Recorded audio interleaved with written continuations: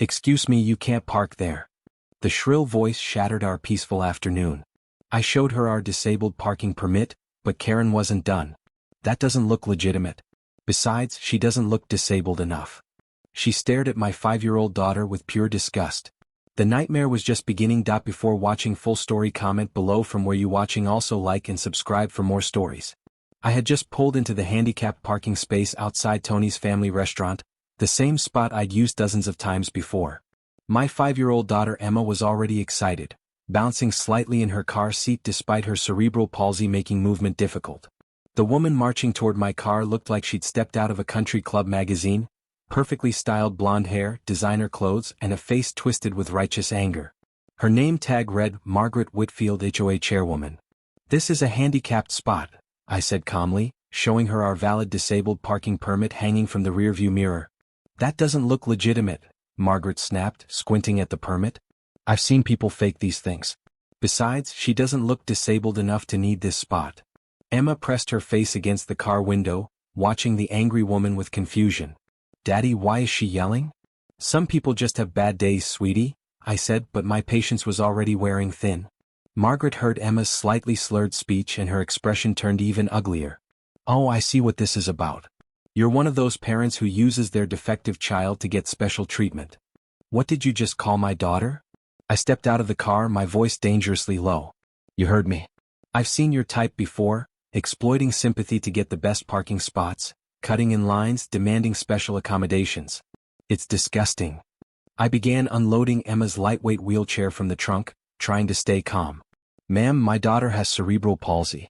This permit is completely legal and we have every right to park here." "Legal maybe, but not moral," Margaret continued her attack. "There are elderly people who need these spots more than some kid who's probably just faking it for attention." Emma was getting agitated in the car, sensing the tension. "Daddy, I'm scared. Can we go inside now?" "Just a minute, princess," I called back, then turned to Margaret. "Look, lady, I don't know what your problem is, but we're just trying to have lunch. Please leave us alone." "My problem?" "My problem is people like you who think the world owes them something because of their damaged children." Margaret stepped closer, her voice rising.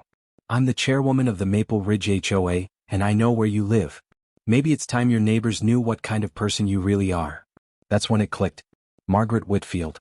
I'd heard that name before. She was the HOA Karen who'd been terrorizing our neighborhood for months with petty complaints and power trips. "Are you threatening me?" I asked, lifting Emma out of the car and settling her into her wheelchair. "I'm promising you," Margaret snarled. "I have influence in this community. I can make your life very difficult if you keep flaunting your situation around here." Emma looked up at the angry woman with innocent eyes. "Hi, lady. I'm Emma. Are you having lunch too?" Margaret stared down at Emma with pure disgust. "Keep that thing away from me." "Thing?" I exploded. "Did you just call my 5-year-old daughter a thing?" "If the shoe fits," Margaret shrugged. "Now move your car. I'm calling the police to report fraudulent use of a handicapped permit." "Go ahead and call them," I said, pushing Emma's wheelchair toward the restaurant entrance. "When they get here, they can also hear about how you just harassed a disabled child." "Harassed? I'm the one being harassed here." Margaret followed us, her voice getting louder. "This is exactly what I'm talking about. You people always play the victim." We entered Tony's family restaurant, but Margaret wasn't done.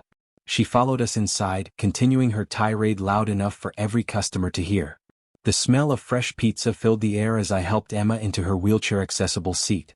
Today was supposed to be our special daddy-daughter day, but Margaret was determined to ruin it. "Daddy, can I have the cheese pizza?"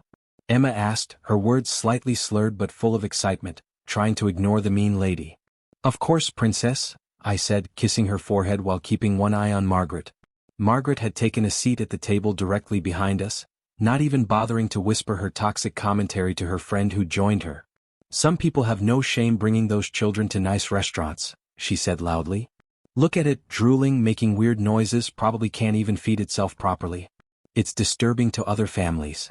My blood was already boiling from the parking lot confrontation, and now she was continuing her attack inside the restaurant. Emma had heard some of it and was trying to hide behind her menu, her little hands shaking. The woman, Margaret Whitfield, the same HOA chairwoman who just harassed us in the parking lot, continued her toxic commentary. "It's disturbing. Other families shouldn't have to deal with this while they're eating. I tried to stop them from coming in, but the father got aggressive. Her friend looked uncomfortable. Margaret, maybe you should lower your voice. Why should I? Someone needs to speak up for normal families. These people think they can go anywhere just because they have a disabled kid. It's not fair to the rest of us. I stood up and walked over to her table, my hands clenched into fists. We just had this conversation outside. I asked you to leave us alone. Margaret's face twisted into a familiar sneer. Oh, so now you're following me around? This is exactly the kind of behavior I expected. Unstable, aggressive, probably why the kid ended up damaged in the first place. Several other diners were now staring at our confrontation. A few families with children were looking concerned, some were already getting up to leave. Listen carefully, I said, my voice barely controlled. Stop talking about my daughter. Stop following us. And stop making other families uncomfortable with your hateful comments. Hateful. I'm being realistic. Margaret stood up, matching my aggressive stance. That child is a burden on society. Every accommodation made for her takes resources away from normal children. Every ramp built, every special program funded, it's all money that could go to kids with real potential.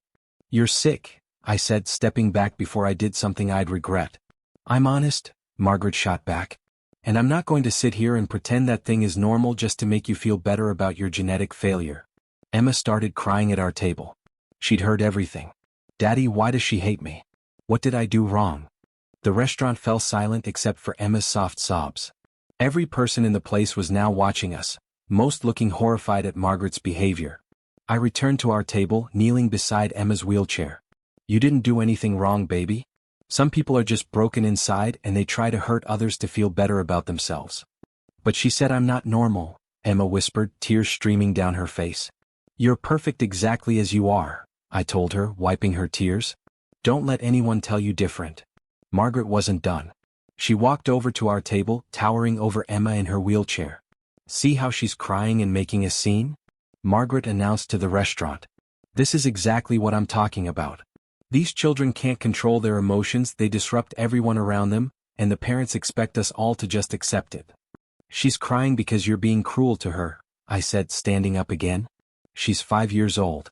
She understands every word you're saying. Good, maybe she'll learn that the world doesn't revolve around her disabilities, Margaret replied coldly. The sooner she understands her place, the better. Emma tried to speak through her tears. I just wanted pizza. Well, maybe you should have stayed home where you belong, Margaret said directly to Emma, her voice dripping with disdain. That crossed every line. I stepped between Margaret and my daughter, my voice shaking with rage. Get away from her. Now. Or what? Margaret stepped closer, invading my personal space. You'll assault me? In front of all these witnesses? I'd love to see you try. I know who you are, you live in my HOA. I'll make sure your life becomes a living hell. The restaurant manager, Giuseppe, was approaching our table, looking concerned. Other diners were pulling out their phones, some recording, others calling for help. Ma'am, I need you to step away from this family, Giuseppe said firmly. You're disturbing other customers. I'm disturbing them? Margaret laughed bitterly. Look around. It's not me making children cry and causing a scene. It's this freak show that shouldn't be in public. That's enough. Giuseppe's voice boomed through the restaurant. You need to leave immediately. I'm not going anywhere until this family is removed, Margaret declared. I'm a paying customer and I have rights too. I shouldn't have to eat near that. Emma was sobbing harder now, her hands covering her face. Daddy, I want to go home. I don't like it here anymore. We're not going anywhere, sweetheart, I said, kneeling down to comfort her. This lady is the one who needs to leave. Margaret overheard and exploded. The audacity. You bring your defective child into a nice restaurant, let her make a mess and disturb everyone, and then demand that I leave? I don't think so. She reached into her purse and pulled out her phone. I'm calling the police. This is harassment, and I want this family removed from the premises. Please do call them, I said, pulling out my own phone to record. I'd love for them to hear about how you've been harassing a disabled child for the past 20 minutes. Harassing? I'm exercising my right to free speech. Margaret was getting more agitated by the minute. Someone needs to tell you people the truth, your kid is damaged goods, and dragging her around in public is just cruel to everyone involved. Our pizza arrived and Emma tried to eat through her tears. Her hands were shaking and she was having trouble holding her slice steady. Margaret saw this as another opportunity to attack. Look at that. She can't even eat properly. Food everywhere making a mess. This is exactly why these people shouldn't be in restaurants. Emma was doing her best to eat neatly, but her cerebral palsy made fine motor control difficult. A small piece of cheese fell from her pizza onto her plate. Messy eater, aren't you, sweetheart? I said gently, helping her clean up. That's okay, we all spill sometimes. Margaret was watching our every move like a hawk. This is exactly what I'm talking about, she announced loudly, drawing more stares from other diners.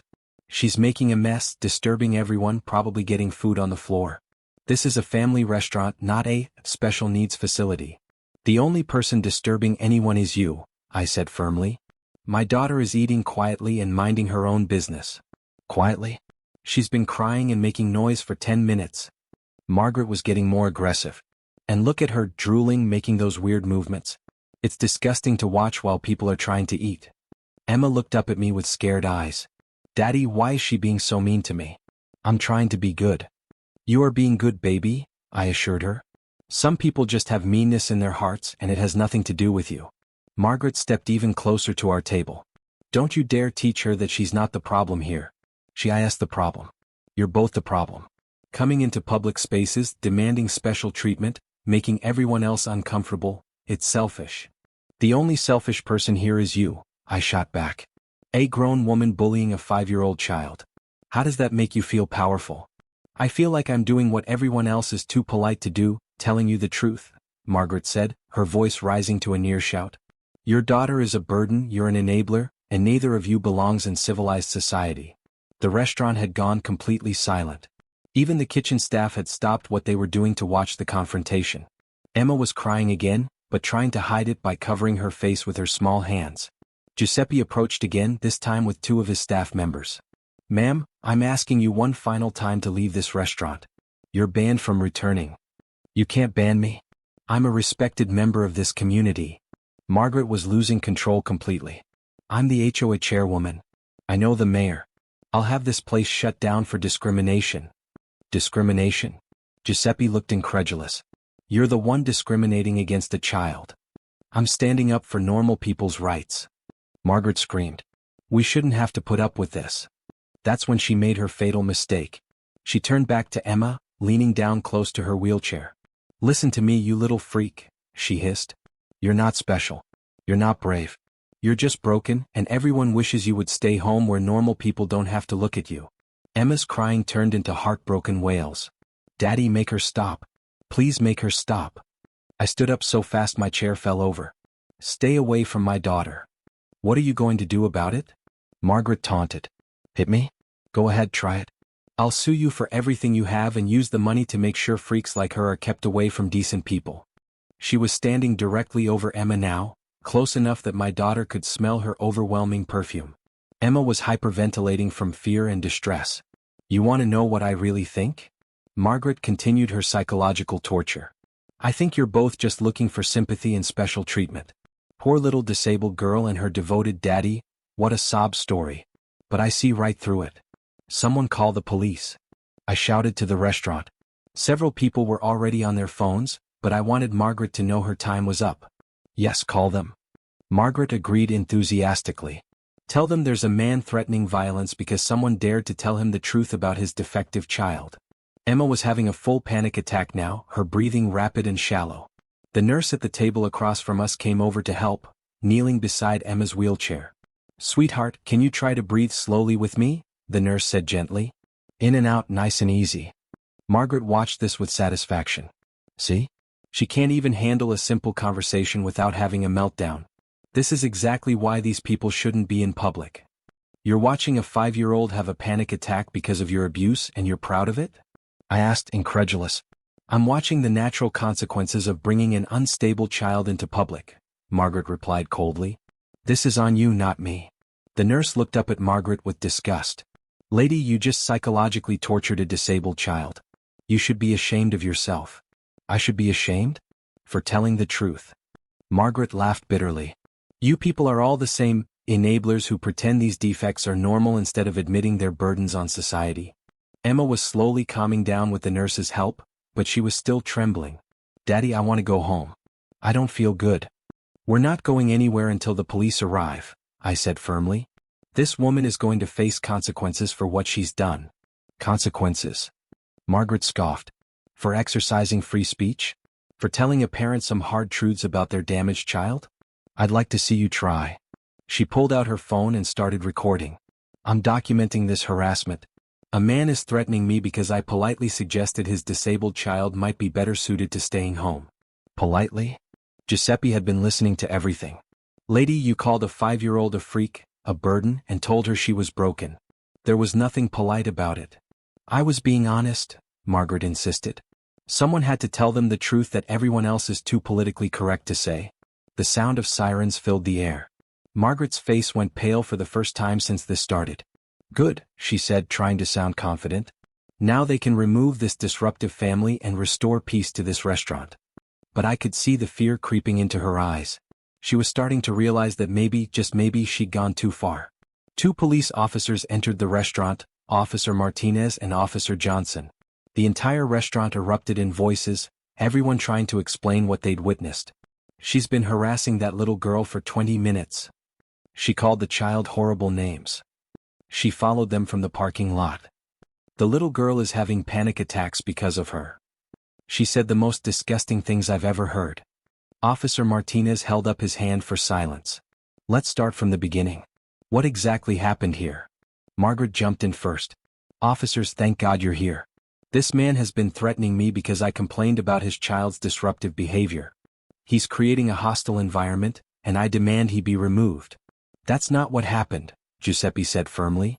This woman has been psychologically abusing a disabled 5-year-old for the past 20 minutes. She followed them from the parking lot, harassed them during their meal, and reduced the child to tears with her cruel comments. Officer Johnson approached Emma, who was still being comforted by the nurse. Hi there, sweetheart. Can you tell me what the lady said to you? Emma looked up with tear-stained cheeks. She said I'm broken and that I'm not supposed to be here. She said I'm disgusting and that normal people don't want to look at me. She made me scared. The officer's expression hardened as he looked at Margaret. Ma'am, did you say those things to this child? I was expressing my opinion about appropriate public behavior, Margaret said defensively. These people expect special treatment everywhere they go, and someone needs to stand up for normal families. By verbally abusing a 5-year-old? Officer Martinez asked. By telling the truth that everyone else is too afraid to say, Margaret replied stubbornly. At least 10 other diners approached the officers, all eager to give their witness statements. Each one painted a picture of Margaret's escalating harassment and cruelty. She said the child was damaged goods, one elderly man reported. She called her a freak multiple times, a mother with young children added. She said the child was a burden on society, another witness confirmed. Officer Johnson was taking notes, his expression growing more serious with each statement. Ma'am, multiple witnesses are telling us you engaged in sustained verbal harassment of a disabled minor. That's a criminal offense. This is ridiculous. Margaret protested. I have freedom of speech. I can express my opinions. Not when those opinions constitute harassment and emotional abuse of a child, Officer Martinez replied. But Margaret's biggest mistake was yet to come. As Officer Johnson continued interviewing witnesses, she became increasingly agitated, feeling cornered and desperate. This is all blown out of proportion, she told Officer Martinez. Look, everyone here is being dramatic. All I did was point out that some children are better suited to staying home. It's not my fault the kid can't handle reality. Reality? Officer Martinez asked. What reality is that? That she's defective, Margaret said bluntly. That she's not normal. That bringing her to public places is selfish and disruptive to everyone else. Someone had to tell the father that his little freak doesn't belong in civilized society. The officer's eyes widened. Margaret had just admitted to everything on record in front of 30 witnesses. Ma'am, you just confessed to deliberately harassing and emotionally abusing a disabled child, Officer Martinez said slowly. You're under arrest. What? No. Margaret panicked. I didn't do anything wrong. I was just being honest. You called a 5-year-old child a freak and told her she doesn't belong in public, Officer Johnson said, pulling out handcuffs. That's harassment of a minor, emotional abuse, and potentially disability-based discrimination. This is insane. Margaret screamed as the handcuffs clicked into place. I'm a respected member of this community. I'm the HOA chairwoman. I know the mayor. You have the right to remain silent, Officer Martinez began. But Margaret couldn't stay quiet. That child doesn't belong in public. Someone had to teach her father a lesson about appropriate behavior. Ma'am, I strongly advise you to stop talking, Officer Johnson warned. I refuse to apologize for telling the truth. Margaret continued digging her own grave. These people exploit their defective children for sympathy and special treatment. Someone needs to call them out on it. The officers exchanged glances. Every word out of Margaret's mouth was making her situation worse. For the record, Officer Martinez said, that defective child was quietly eating dinner when you began your harassment campaign. And she's 5 years old. As they prepared to lead Margaret toward the door, she made one final devastating mistake. She turned back and shouted at Emma, who was still in her wheelchair, still trembling from the traumatic encounter. This isn't over, you little freak. I'll make sure you and your daddy are kicked out of the neighborhood. People like you don't belong around normal families. Smack. The sound echoed through the restaurant like a gunshot. In her rage and desperation, Margaret had broken free from Officer Johnson's grip for just a moment, long enough to slap Emma across the face, leaving a red handprint on my little girl's cheek. Emma's already fragile emotional state completely shattered. Her crying turned into wails of pain, confusion, and terror. The entire restaurant gasped in shock and horror. I saw red. Pure, burning rage filled my vision as I looked at Margaret, who stood there with her hand still raised, looking shocked at her own actions but not sorry. You just hit my disabled child. I roared, my voice shaking with fury. The officers immediately tackled Margaret to the ground, both of them working to restrain her as she continued to struggle and scream. She was being disruptive. Margaret shrieked from the floor. Someone had to discipline her. Her father obviously wasn't going to do it. Ma'am, you just committed felony assault on a disabled minor in front of 2 police officers and 30 witnesses, Officer Martinez said as he secured the handcuffs tighter. You're going to prison. The restaurant erupted in angry shouts and condemnation. Giuseppe was shaking with rage, pointing at Margaret as she was hauled to her feet. Get her out of here, he shouted. She's banned from this establishment for life. Emma was inconsolable, holding her cheek where Margaret had struck her. The nurse was trying to comfort her while examining the injury. The handprint is clearly visible, the nurse told the officers. This will need to be documented for evidence. The child may need medical attention for trauma. Officer Johnson was taking photos of Emma's injured face, each flash of the camera capturing evidence of Margaret's crime. I want her charged with everything possible, I told the officers, my voice still shaking with rage. She terrorized my daughter for 20 minutes, then physically assaulted her. Oh, we'll be charging her with everything, Officer Martinez assured me. Assault on a minor, child abuse, harassment, disorderly conduct, and hate crime enhancements for targeting a disabled child. Margaret was still ranting as they dragged her toward the exit. This is all your fault. If you kept your defective child at home where she belongs, none of this would have happened. Ma'am, every word you say is being recorded and will be used against you in court, Officer Johnson warned. Good. Let them hear the truth. Margaret screamed. That thing is not normal. She's a burden on society and someone had to say it. Even in handcuffs, being arrested for assault, Margaret couldn't stop herself from continuing her hateful tirade. It was like watching someone have a complete psychological breakdown in real time. As the police car pulled away with Margaret inside, still screaming about defective children and special treatment, the restaurant slowly began to return to normal. But the damage was done. Emma was traumatized, I was furious, and 30 witnesses had just seen the ugliest display of human cruelty imaginable. Giuseppe refused to let me pay for our meal and insisted on calling his wife, who was a child psychologist, to come and talk with Emma.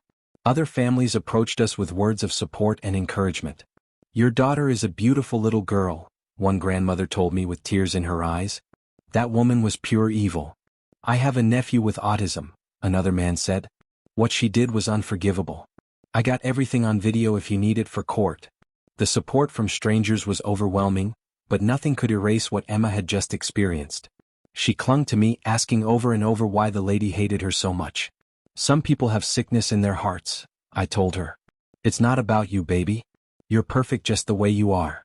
But as we finally left the restaurant, Emma looked back at the table where it all happened and whispered, Daddy, I don't want to eat pizza anymore. That's when I knew Margaret hadn't just slapped my daughter, she tried to steal her joy, her confidence, and her sense of belonging in the world. That was unforgivable. The war was just beginning. The restaurant manager, a kind older man named Giuseppe, rushed over. "Ma'am, you need to leave immediately. We've called the authorities." "This is ridiculous," Margaret protested. "That child shouldn't even be." "Get out." Giuseppe pointed to the door. "You're banned from this establishment. Forever." But I wasn't letting her escape that easily. I stood between Margaret and the exit, my phone recording everything. "You're not going anywhere until the police arrive," I said. "You just committed assault on a minor." Margaret's face went pale. "It wasn't assault. I barely touched her." "You slapped a 5-year-old child with cerebral palsy because she was eating pizza," I said loudly, making sure everyone could hear. "There are 30 witnesses here." Emma was still crying, holding her cheek. Other families in the restaurant were comforting her, offering tissues and kind words. One mother, a nurse, was gently checking her face for injury. "The handprint is clearly visible," the nurse told me. "This will need to be documented." Margaret tried a different approach. "Look, maybe we can work this out. I'm the HOA chairwoman. I can make things very comfortable for your family. Are you trying to bribe me after assaulting my daughter?" I couldn't believe her audacity. "It's not bribery, it's community cooperation." 3 minutes felt like 3 hours, but finally I heard the sirens. 2 police officers entered the restaurant, Officer Martinez and Officer Johnson. "What's the situation here?" Officer Martinez asked. Before I could speak, at least 5 other diners started talking at once. "She hit the little girl. Right across the face. The child is disabled." It was completely unprovoked. "She was saying terrible things about the kid." Officer Johnson approached Emma, kneeling down to her level. "Hi there, sweetheart. Can you tell me what happened?" Emma wiped her tears. "The mean lady hit me because I was eating pizza. It hurt." The officer examined the red mark on her face, taking photos with his phone. "That must have hurt a lot. You're being very brave." Officer Martinez turned to Margaret. "Ma'am, multiple witnesses saw you strike this child. You're under arrest for assault of a minor. This is insane." Margaret protested as handcuffs clicked around her wrists. "I'm a respected member of this community. I'm the HOA chairwoman." "You have the right to remain silent," Officer Martinez began. But Margaret couldn't stay quiet. "That child doesn't belong in public. Someone had to teach her father a lesson." "Ma'am, I strongly advise you to stop talking," Officer Johnson warned. "I know the mayor. I know the police chief. You can't arrest me for disciplining a disruptive child." The officers exchanged glances. Margaret was digging her own grave with every word. "For the record," Officer Martinez said, "that disruptive child was quietly eating dinner when you assaulted her. And she's 5 years old." As they led Margaret toward the door, she made one final mistake. She turned back and shouted, "This isn't over.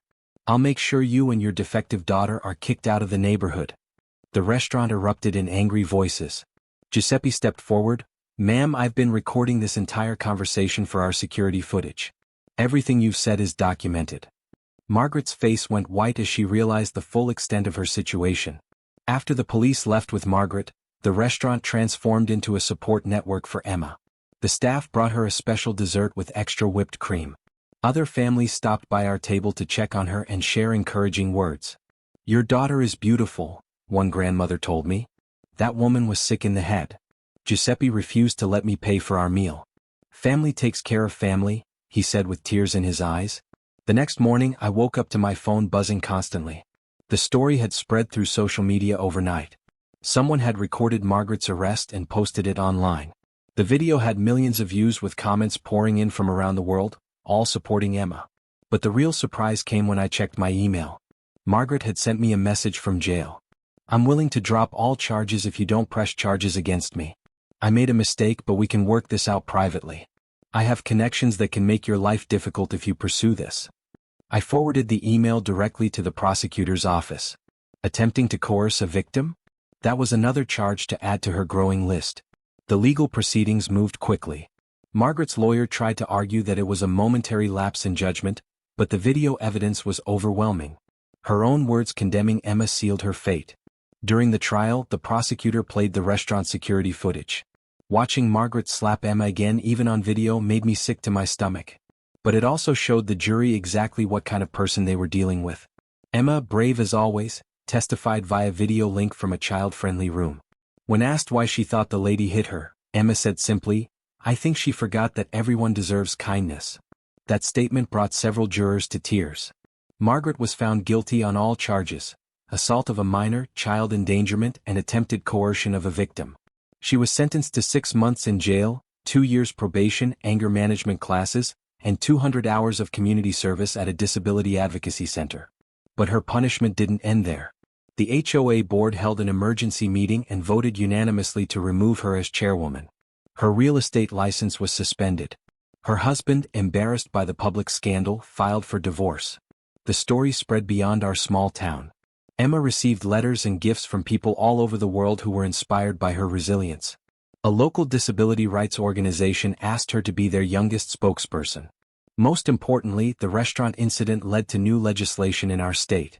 Emma's law now makes assault against disabled individuals a felony with mandatory minimum sentences. 6 months later, Emma and I returned to Tony's family restaurant for our regular daddy-daughter date. Giuseppe greeted us with huge smiles and Emma's favorite table, the same one where her bravery had inspired a movement. "How's our little superhero?" Giuseppe asked, bringing Emma her usual cheese pizza. "I'm good," Emma said with her beautiful smile. "Daddy says I helped make things better for other kids like me." As we ate our pizza in peace, I watched Emma color her placemat with the same joy she'd always had. Margaret had tried to dim her light, but instead she'd only made it shine brighter. The table next to us had a family with a young boy who had Down syndrome. His parents looked nervous, glancing around as if expecting judgment. I walked over to them. "Your son is adorable," I said. "And this is the most welcoming restaurant in town. Giuseppe and his staff will take great care of you." The mother's eyes filled with grateful tears. "Thank you. We've had some bad experiences at other places." "Not here," I assured her. "This is where everyone belongs." As Emma and I finished our meal, I reflected on how one moment of cruelty had transformed into a movement of kindness. Margaret thought she was teaching us a lesson that day. Instead, she learned one herself, that love and acceptance will always triumph over hate and ignorance. Emma looked up at me with pizza sauce on her chin. "Daddy, can we come back next week?" "Absolutely, princess. This is our place. And it always would be." No Karen, no matter how powerful she thought she was, could ever take that away from us.